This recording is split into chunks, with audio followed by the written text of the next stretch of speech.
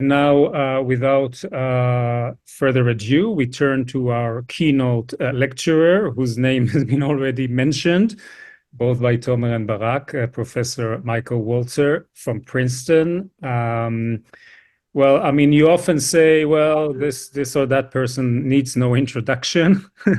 I guess this is an extreme case where the speaker needs no introduction. Michael Walzer is one of the intellectual giants of the 20th and 21st century and has, in effect, revolutionized the field of the philosophy of war, through a series of publications centered, of course, on just and unjust wars, but he has written also extensively in many other related fields that transverse ethics, politics, laws, ideology, social justice, etc. The list of publications and awards is almost endless. So I think it would be best for me simply to turn the floor to Professor Walzer and thank him again for agreeing to speak at this sensitive time about a difficult topic. The topic of the presentation, presentation is titled The Asymmetry Trap. I will give Professor Walzer the floor, and we will have some time for questions towards the end of our time from the audience. So thank you again, Professor Walzer, for being with us, albeit from a distance. Thank you. I really wish I was in Jerusalem now. I'm very grateful for this chance to talk to you. During these last months, I've been talking mostly with confused, anxious diaspora Jews. I've had a hard time working on this lecture when I will be speaking to people who know a lot more than I do about this war. And what I will say is the product of someone worrying from a distance, aiming at a cool-headed analysis, but probably not getting there. Anyway, as you know, just war theory, not international law, is my guide. Morality, not legality. So how does just war theory work in this strange war? And what does it require of the combatants? So I'm going to talk today about the asymmetry trap, a moral and political trap which chiefly involves issues of jus in bello, of justice in the conduct of war. But let me begin with a brief discussion of asymmetric war more generally. So consider what has become the common kind of war in the last 75 years. Russia-Ukraine is the big exception, and there have been a few others. Still, from the British in Malaya to the Americans in Afghanistan, we see symmetry, again, asymmetry, again and again, war between the high-tech army of a sovereign state and the low-tech or lower tech, an important qualification, the lower tech militia of an insurgent group. The common features of these wars are, first, the insurgents fight from civilian cover, and second, the high-tech army does most of the killing, and then loses or fails to win the war, which turns out to be a political as well as a military conflict. You know the obvious examples: the French in Algeria, the French lost. The Americans in Vietnam and Afghanistan, we clearly lost. And in Iraq, we didn't win. The Israelis in Lebanon and a number of times before October 7th in Gaza, too many cases of not winning. So I need to look closely at each of the key features of asymmetry. First, the insurgents fight from civilian cover. The civilians are sometimes cooperative, helping to provide the cover, which may or maybe not turn them into combatants. But mostly the civilians are coerced. even if they're sympathetic to the insurgency, they would much rather that the insurgents not fight from their village or their urban neighborhood. In Vietnam, the Viet Cong were brutal to villagers who opposed them, but in the end, they won the battle for hearts and minds, probably because of the character of the Saigon government, incompetent and corrupt, and the conduct of its army, brutal again, and the American army not much less brutal. Hamas certainly did not have anything like consent when it embedded every part of its military organization in the heart of Gaza's cities. The Gaza Strip is small and densely populated, but that cannot justify storing rockets in schools and mosques or firing missiles from school yards and hospital parking lots. These are violations of jus in bello, crimes, I think, also in international law. They don't turn civilians into combatants. They do set up the asymmetry trap. Now let's look at the second feature of asymmetry. The high-tech army does most of the killing. The war in Gaza is the obvious and necessary example. I'm not going to say much about October 7th. It was a military operation designed with exceptional cruelty, and the cruelty was part of the design, designed to start a war, or more specifically, to provoke a very strong response, which it did. In Israel, there were calls for revenge, which would certainly make for a bad war. I like the biblical line, "Vengeance is mine, saith the Lord." That seems to me morally definitive, whether or not you believe in the Lord. Revenge is not for human beings, certainly not in war. It invites violations of the moral rules. So what is the right military response? I take it for granted that a military response was necessary. I can't picture what it would mean after October 7 to turn the other cheek, or how it could possibly make sense to propose, as some people did, an immediate ceasefire and a negotiation with Hamas. From Israel's side, the war was a war of self-defense, the classic just war. Maybe it has also become a holy war, a war of religious zealots, Islamists, and Messianic Zionists, most clearly perhaps on the West Bank. Thanks to the Spanish Dominicans in the 16th and early 17th centuries, just war theory rules out religious wars. A war for religious purposes, wrote Francisco de Vitoria, is unjust. So I will focus on Israel's just war. Not whether to fight, but how to fight is the question we need to address. But wait, suppose you knew the number of civilians who would die in the coming war. Might that number be disproportionate to the value of defeating Hamas? Excessive by just war standards, making it wrong to fight? I ask that question only to suggest the uselessness of proportionality arguments. I will come back to those arguments. Now, we have to talk explicitly about the asymmetry trap. It isn't possible to fight an embedded insurgency without killing innocent people, and probably a lot of innocent people. And as an American colonel said in Afghanistan in 2010, the more people we kill, the more certain it is that we will lose the war. That's the trap.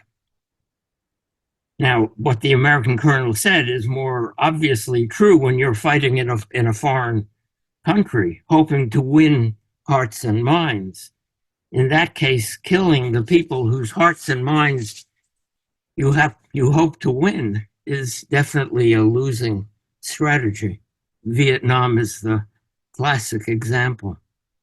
But asymmetric war is always a political struggle, if not for local, then for global hearts and minds. Even in places like Gaza, in the past and again today, Israel is not fighting for local hearts and minds. For months now, it has obviously been losing the battle for global hearts and minds. However the military war is going or has gone, Israel is losing the political war. So how should it be fighting if it aims not to lose the political war? But before I address that question, this is not a standard asymmetric war.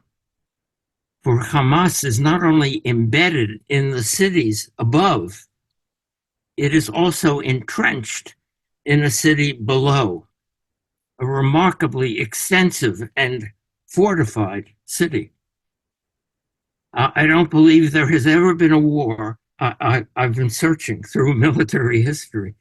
I don't believe there has ever been a war fought against an underground city. Insurgents throughout history have fought from caves and even from tunnels connecting caves. As archaeologists have recently told us, Bar Kokhba fought against the Romans many centuries ago. In modern times, soldiers and civilians have sheltered in dugouts, in cellars, in subways. The Viet Cong back in the 1960s fought against the Romans. The Viet Cong back in the 60s created a network of tunnels, chiefly to move its fighters around, sometimes to hide them or sometimes to rest them. But these were primitive compared to what Hamas has created. They were without electricity, without electrified ventilation. The American tunnel rats, as they were called, who went down into the tunnels, had to be short and very skinny and very brave. The death toll among the tunnel rats was high. By contrast, the Hamas tunnels can accommodate trucks and include extensive command and communication centers, as well as comfortable apartments for the insurgency's leaders. These insurgents can build weapons, store weapons, shelter thousands of fighters, hold hostages deep underground. And all this affects the way the war has to be fought and makes my previous statement that the war can't be fought without killing civilians much more ominous. Those 2,000-pound bombs which the Americans supplied and the Israelis used, which were so much criticized, those bombs were aimed at the tunnels, designed to explode underground. But they did terrible damage above ground and not enough damage to the tunnels. And it is partly because of the city below, partly because that urban areas above have had to be fought for again and again, and civilians killed again and again, as Hamas fighters hiding below emerge into neighborhoods that the IDF thought it had cleared.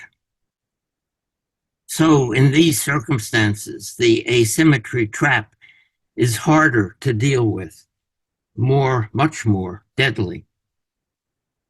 So again, how to fight? Minimize civilian casualties, of course, and I do mean to say something, try to say something coherent about how to do that on the battlefield. But first, a few words about sieges, again, because of Gaza. Sieges, conventionally, historically, are a way of fighting without fighting. You surround a city, cut off the supplies, and sit and wait. That much is accepted in international law, I believe. The judges in Nuremberg in 1945 ruled that you can also shoot at people trying to leave so as to keep the pressure on the food supply. I doubt that that is still allowed in international law. I think it was always against the rules, the moral understandings of jus in bello. Anyway, the city's inhabitants get hungry and fearful. They bring pressure on the city's rulers to surrender, and the rulers surrender again and again in the history of war. But that only works if there is a moral and political connection between the inhabitants of the city and the rulers of the city. If the rulers are religious zealots, as in Jerusalem in the year 70, there won't be a surrender. And similarly in Gaza today, where the zealots are in control, there's no moral connection between the people and the rulers. Hamas has no interest in the well-being of the people it rules. Indeed, it's more interested in their martyrdom. And that's why the complete siege, proclaimed by angry Israeli officials immediately after October 7, was a military mistake and a moral wrong. It was never going to produce a Hamas surrender, and I find it hard to believe that Israeli officials expected it to produce a Hamas surrender, given their understanding, our understanding of Hamas. So I'm not sure this could be called an example of weaponizing famine, because you use weapons for a purpose, and there was no purpose in the complete siege, except that the civilian toll brought with it a political and a moral toll for Israel. But I doubt the morality of sieges generally. As I argued long ago, having been taught the maxim of the Jewish philosopher Maimonides, who wrote that in siege warfare, you can only surround a city on three sides. Surround a city only on three sides so as to allow people to leave, which means that you can't surround a city.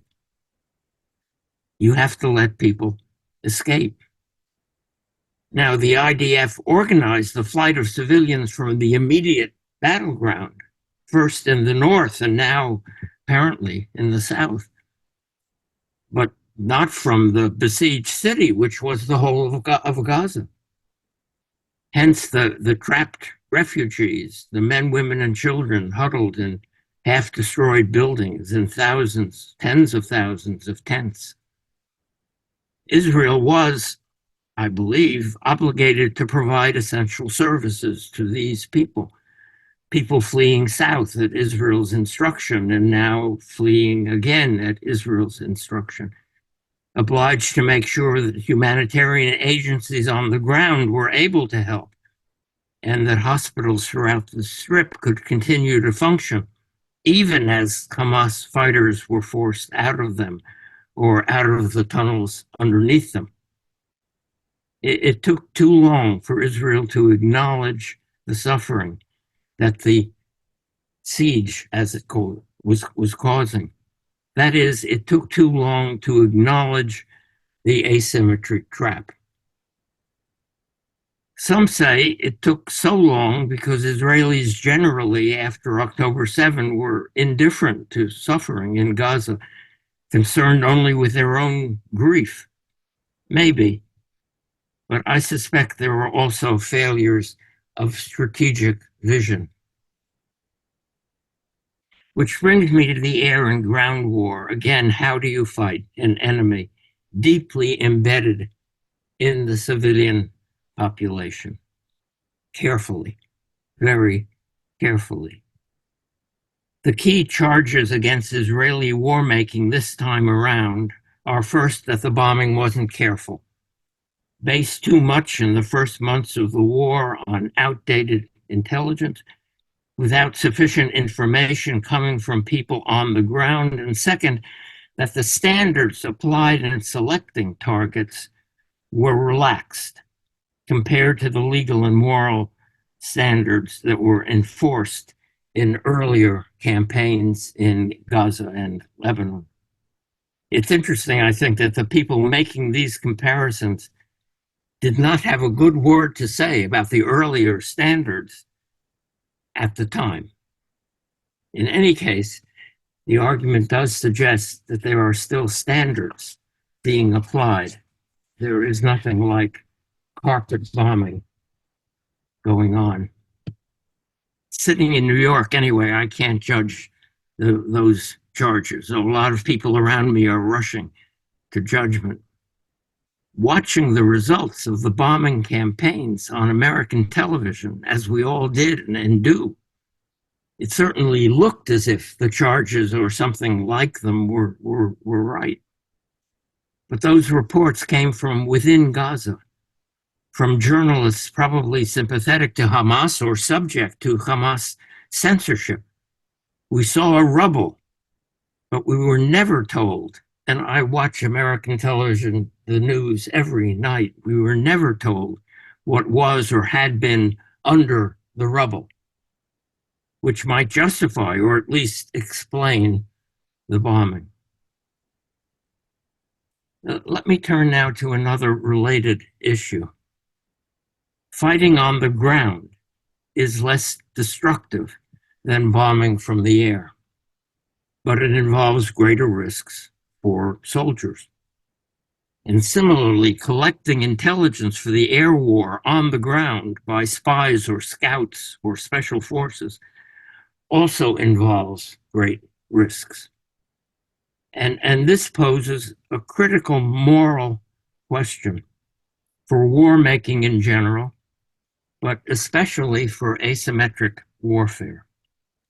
How much risk can we ask our soldiers, whatever entity our refers to, how much risk can we ask our soldiers to take in order to reduce the risks they are imposing on enemy civilians?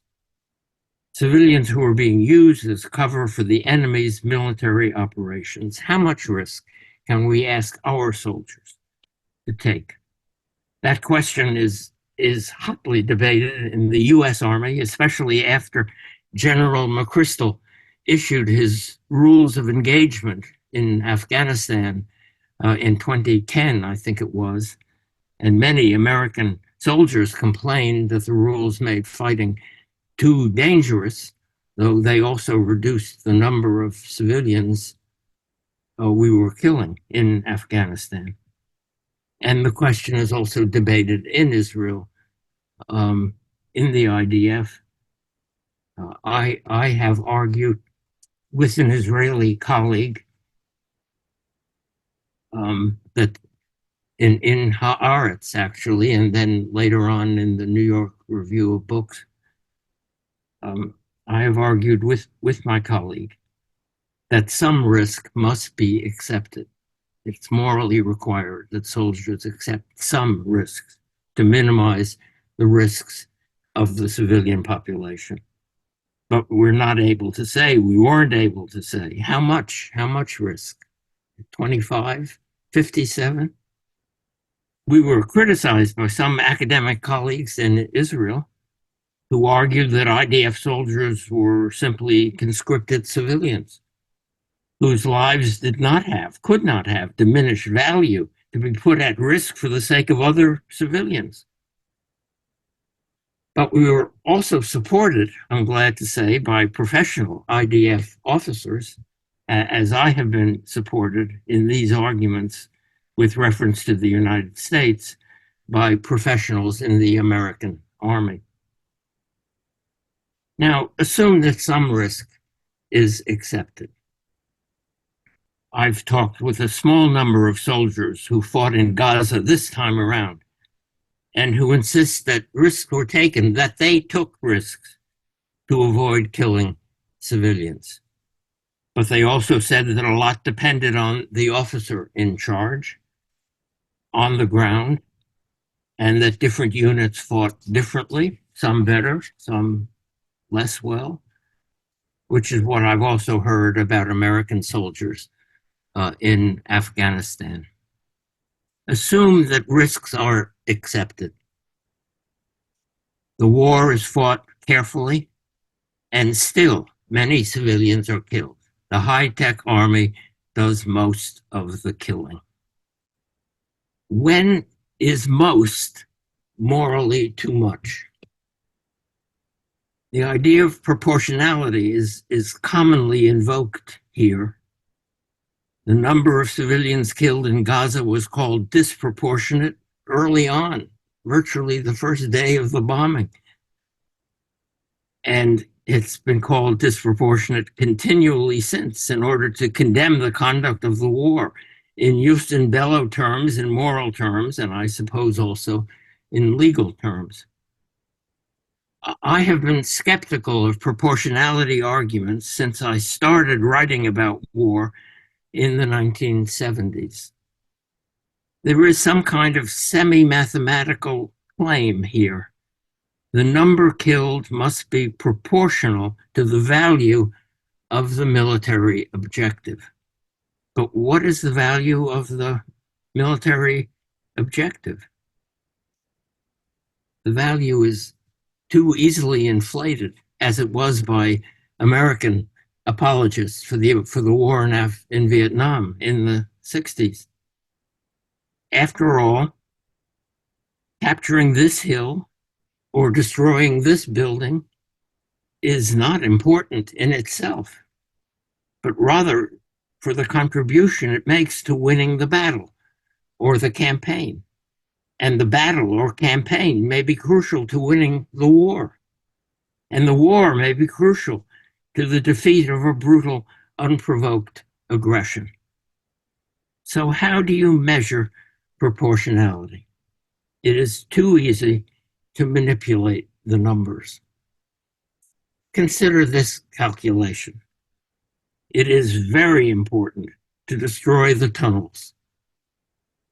But we really don't know much about the tunnels.